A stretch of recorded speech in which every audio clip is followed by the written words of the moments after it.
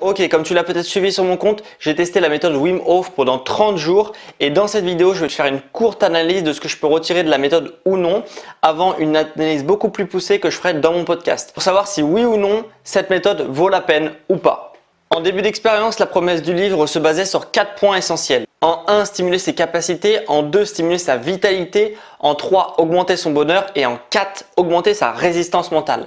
Sur le premier point dans le livre, on nous promet un monde merveilleux où on va avoir plus d'endurance, plus de force, une meilleure récupération, etc. Franchement, j'ai constaté aucune amélioration sur ce point-là. Je fais du sport presque tous les jours et crois-moi, si j'avais vu une amélioration sur ce point-là, j'aurais été le premier satisfait, mais malheureusement, ce n'est pas le cas.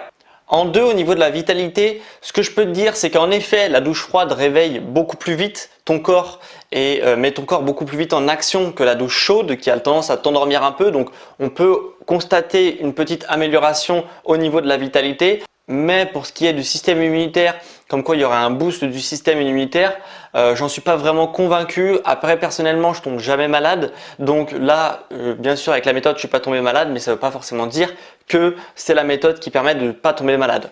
En 3, sur l'augmentation du bonheur, franchement, j'ai pas constaté non plus une amélioration. On va dire que ça se maintient à peu près. Mais j'imagine qu'il faudrait constater un peu plus de temps à la méthode pour vraiment constater une amélioration sur le long terme et pour quantifier si on est plus heureux avec la méthode ou pas. En 4, sur la résistance mentale, là, en effet, je constatais quand même une amélioration puisque pour moi, le meilleur moyen justement d'être le plus résilient possible, c'est de se faire un petit peu mal tous les jours. C'est le principe du sport, c'est le principe de pas mal de méthodes. Et là, en effet, le fait de prendre une douche froide tous les jours, ça permet d'entraîner son cerveau à être résilient face à un obstacle. Et après, dans la vie de tous les jours, ça permet de le transposer pour pas non plus se laisser décourager dès qu'il y a une peau de banane sur la route. Et le point final, c'est est-ce que tu dois essayer cette méthode ou non. Personnellement, si tu es curieux, si tu aimes te lancer des défis, ça peut être intéressant de te lancer dans cette méthode Wim Hof.